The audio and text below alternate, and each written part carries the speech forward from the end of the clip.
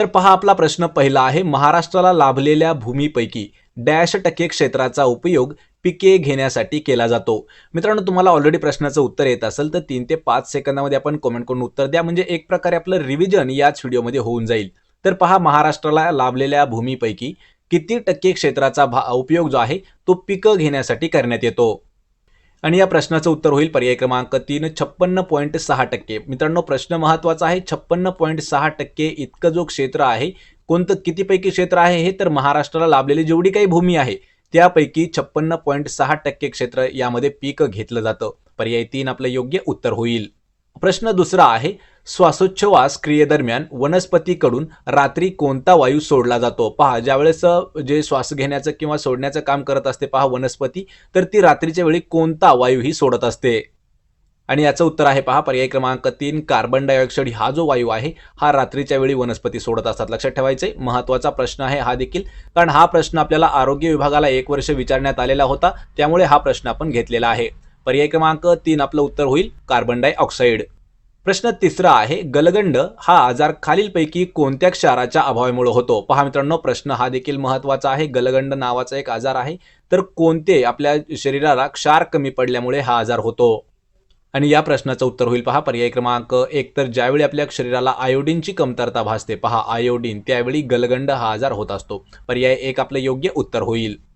प्रश्न चौथा आहे, भूमिगत पाणी प्रदूषित करणारे अजैविक प्रदूषक कोणते आहे. पहा, भूमिगत पाणी त्याला प्रदूषण करणारं अजैविक प्रदूषक कोण आहे. आणि याचं उत्तर होईल पहा पर्याय क्रमांक 3, तर आर्सेनिक एक घटक आहे. लक्षात ठेवायचं, तो भूमिगत पाण्याला प्रदूषित करणारं एक अजैविक प्रदूषक आहे किंवा एक अजैविक घटक आहे आर्सेनिक. पर्याय 3 आपलं उत्तर होईल. प्रश्न 5वा आहे, मुंबई येथील हुतात्मा चौक म्हणून ओळखला जाणारा परिसर पूर्वी कोणत्या नावाने ओळखला जात असे. पहा, मुंबई या ठिकाणचा सध्याचा जो हुतात्मा चौक परिसर आहे त्याच परिसराला पूर्वीच्या काळी कोणत्या नावाने ओळखले जायचे. तर या प्रश्नाचं उत्तर होईल पहा पर्याय क्रमांक 3, तर फ्लोरा फाउंटन या नावानं ओळखलं जात होतं पहा हुतात्मा चौकाला. म्हणजे सध्या हुतात्मा चौक नावानं प्रसिद्ध आहे मुंबईमध्ये ते ठिकाण, त्यालाच पूर्वी फ्लोरा फाउंटन या नावानं ओळखलं जात होतं. ऑप्शन 3 आपलं उत्तर असेल. प्रश्न 6वा आहे, खालीलपैकी कोणती वास्तू ही महाराष्ट्रामध्ये येत नाही. पहा, महाराष्ट्रामधील येत नसणारी ऐतिहासिक वास्तू कोणती. तर या प्रश्नाचं उत्तर होईल पहा पर्याय क्रमांक 3, जो कुतुब मिनार आहे तो आपल्या महाराष्ट्रामध्ये येत नाही. अजिंठा लेणी, गेटवे ऑफ इंडिया आणि बीबी का मकबरा. तर पहा, अजिंठा लेणी येतात औरंगाबाद या शहरामध्ये, औरंगाबाद या जिल्ह्यामध्ये, किंवा त्याला जर नवीन नाव आलं तर छत्रपती संभाजी महाराज नगर. लक्षात ठेवायचे, छत्रपती संभाजी नगर जे आहे यालाच यामध्ये येतं अजिंठा लेणी. गेटवे ऑफ इंडिया हे जे आहे पहा, हे मुंबई या ठिकाणी आहे गेटवे ऑफ इंडिया. आणि बीबी का मकबरा हे जे आहे हे देखील संभाजीनगर म्हणजेच कोणतं, तर औरंगाबाद यामध्ये आहे. कुतुब मिनार हा जो आहे हा महाराष्ट्रामध्ये येत नाही. पर्याय 3 आपलं उत्तर होईल. प्रश्न 7वा आहे, महाराष्ट्र राज्यात सर्वाधिक सिमेंट कारखाने खालीलपैकी कोणत्या जिल्ह्यामध्ये आहेत. पहा, सर्वात जास्त सिमेंट कारखाने कोठे आहेत आपल्या राज्यामध्ये. याचं उत्तर आहे पर्याय क्रमांक 3, तर चंद्रपूर. मित्रांनो, हा प्रश्न महत्त्वाचा आहे. चंद्रपूर या जिल्ह्यामध्ये आपल्या राज्यात सर्वाधिक जास्त सिमेंट कारखाने आहेत. पर्याय 3 आपलं उत्तर होईल चंद्रपूर. प्रश्न 8वा आहे, चौधरी चरण सिंग यांच्या समाधीस्थळाला कोणत्या नावाने ओळखले जाते. पहा मित्रांनो, आपल्याला कधी कधी परीक्षेमध्ये जे मोठे नेते झाले राजनेते, तर त्यांचे समाधीस्थळ सुद्धा विचारलं जातं. या ठिकाणी चौधरी चरण सिंग यांच्या समाधीस्थळाला काय नाव आहे, तर पहा पर्याय क्रमांक 1, त्यांना किसान घाट हे नाव आहे. लक्षात ठेवायचे मित्रांनो, या ठिकाणी आपण एक व्हिडिओ देखील घेतलेला आहे, समाधी आणि समाधीस्थळ आणि त्या समाधीस्थळाला कोणाचं नाव दिलेलं आहे त्यावर आपण एक व्हिडिओ घेतलेला आहे, त्याची लिंक मी तुम्हाला लवकरच डिस्क्रिप्शनमध्ये देत आहे. प्रश्न 9वा आहे, भारतीय द्वीपकल्पाचा पश्चिमेकडील हिंदी महासागराचा भाग डॅश नावाने ओळखला जातो. पहा, कोणाचा, भारतीय द्वीपकल्पाचा पश्चिमेकडील पण हिंदी महासागराचा एक भाग आहे, त्याला काय म्हणतात. आणि याचं उत्तर होईल पहा पर्याय क्रमांक 1, तर त्याला अरबी समुद्र म्हणतात. लक्षात ठेवायचे, अरबी समुद्र जो आहे हा हिंदी महासागराचा पश्चिमेकडील एक भाग आहे. पर्याय 1 आपलं उत्तर होईल अरबी समुद्र. प्रश्न 10वा आहे, भारतातील कोणते सरोवर उल्कापातामुळे निर्माण झालेले सरोवर आहे. पहा, उल्कापातामुळे निर्माण झालेलं सरोवर. आणि या प्रश्नाचं उत्तर होईल पर्याय क्रमांक 2, तर लोणार सरोवर. मित्रांनो, यावर प्रश्न आपल्याला विचारले जातात पहा, तर लोणार सरोवर कोणत्या राज्यामध्ये आहे, तर पहा महाराष्ट्र राज्यामध्ये आहे.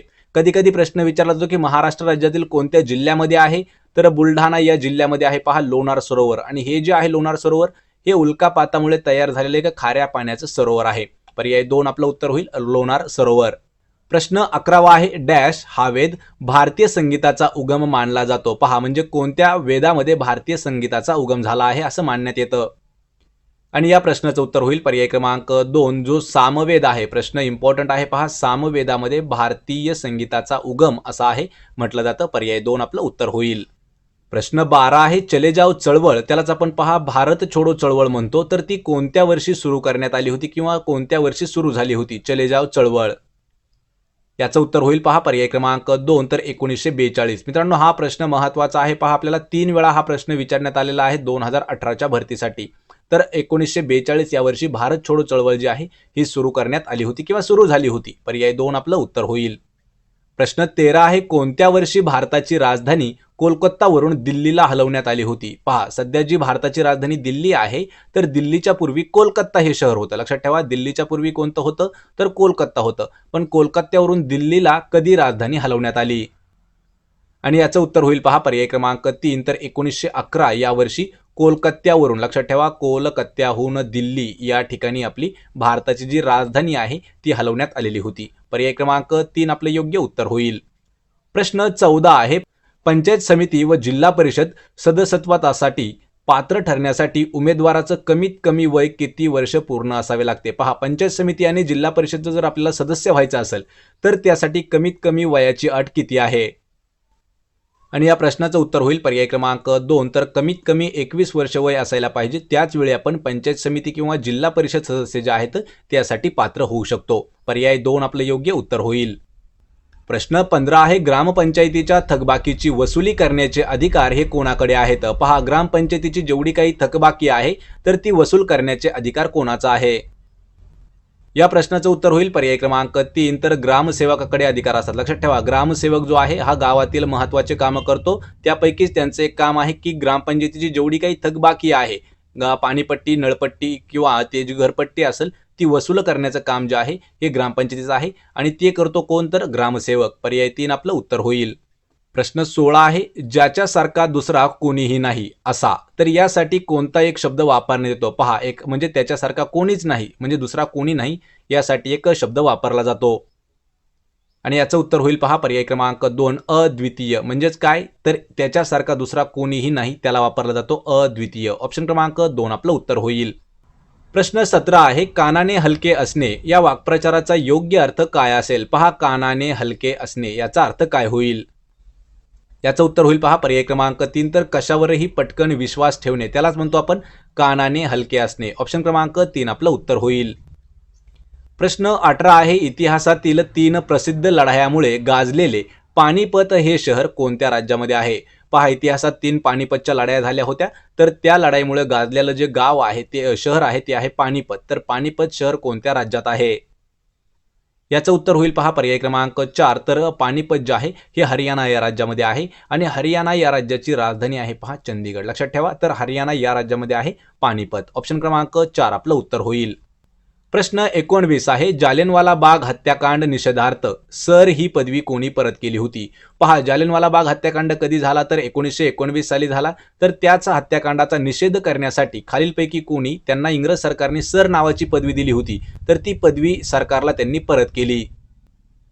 या प्रश्नाचं उत्तर होईल पहा पर्याय क्रमांक 3 तर रवींद्रनाथ टागोर यांनी सर ही पदवी जी आहे ही ब्रिटिश सरकारला परत केली होती कारण जालियनवाला बाग हत्याकांडाचा त्यांना निषेध करायचा होता. पर्याय 3 आपलं उत्तर होईल.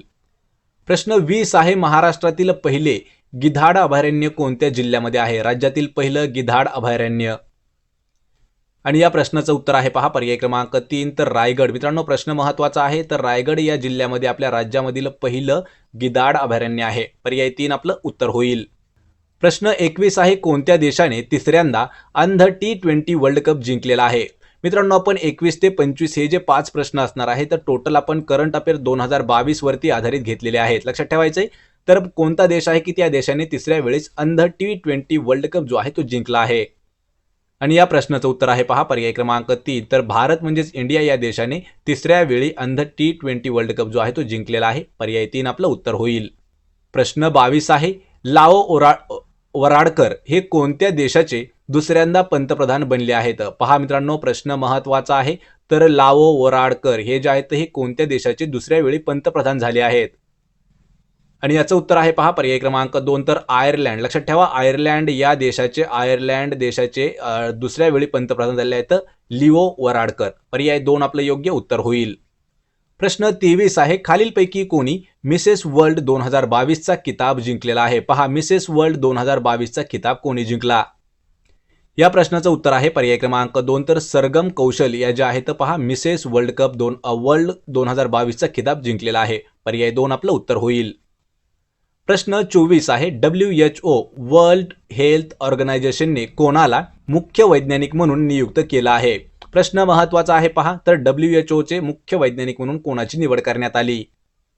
आणि याचं उत्तर होईल पर्याय क्रमांक 2 तर जेरेमी फरार हे जे आहेत हे सध्या WHO चे मुख्य वैज्ञानिक आहेत. पर्याय 2 आपलं योग्य उत्तर होईल.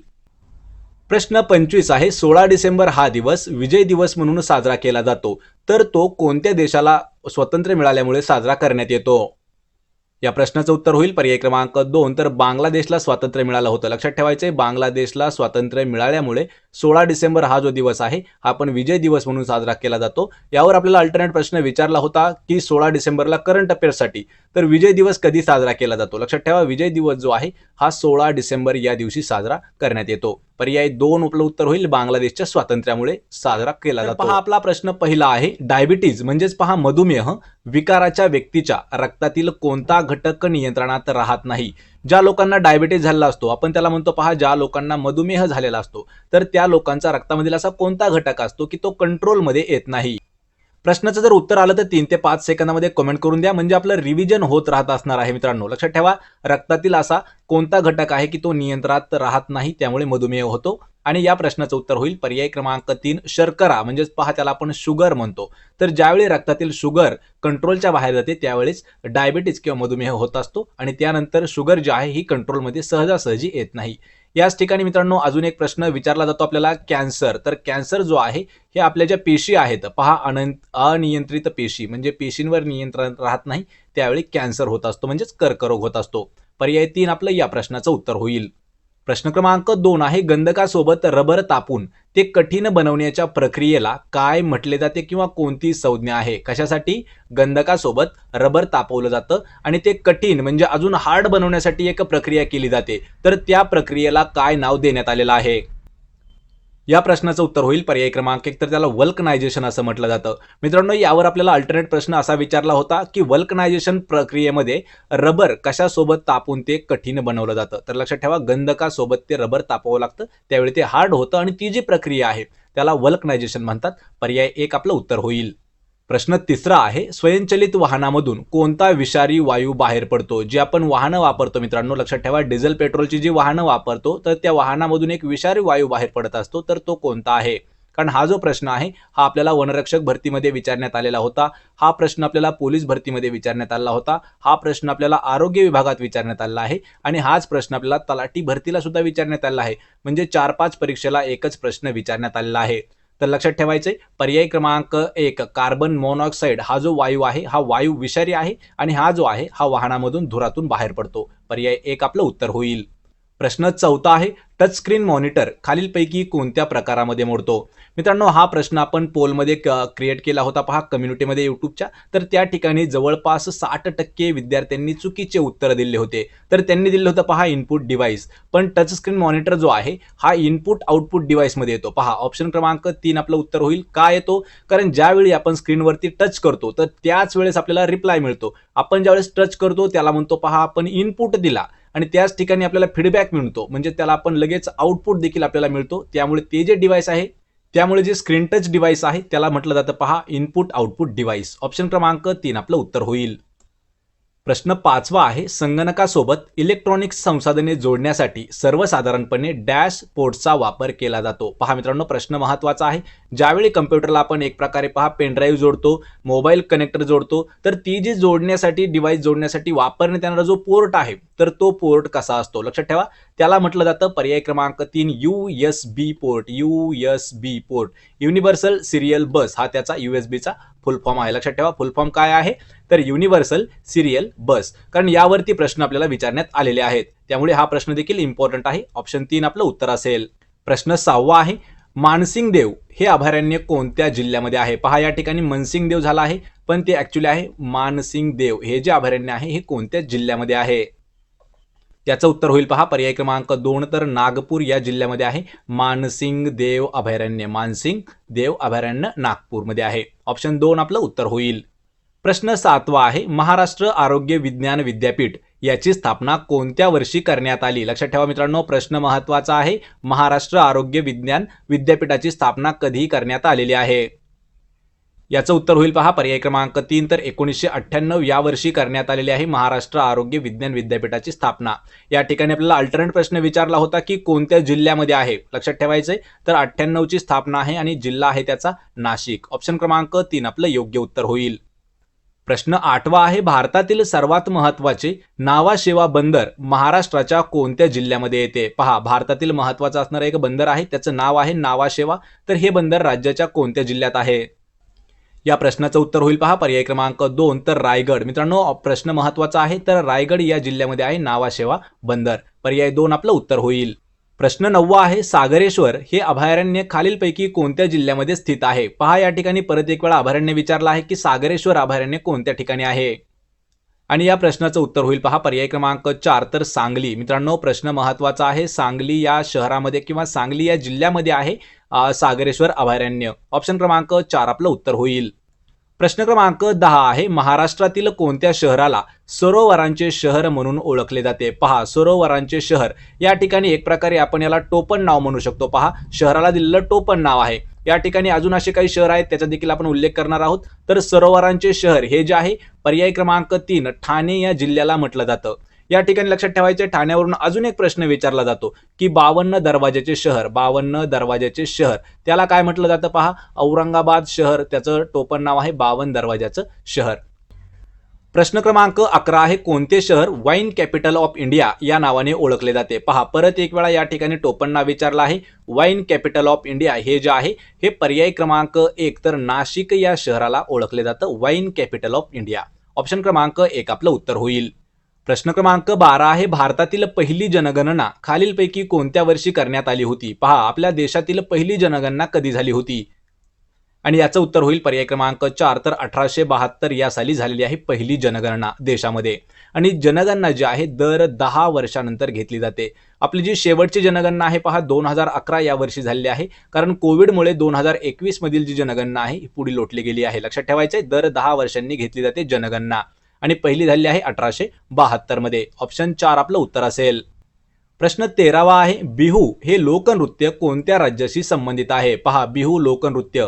मित्रांनो, आपल्याला महत्त्वाचे प्रश्न विचारले जातात लोकनृत्य आणि लोकनृत्याशी संबंधित असणारं राज्य. तर यावर आपण डीपमध्ये एक व्हिडिओ लवकरच घेऊ, त्याची लिंक मी तुम्हाला लवकर डिस्क्रिप्शनमध्ये देऊन टाकीन.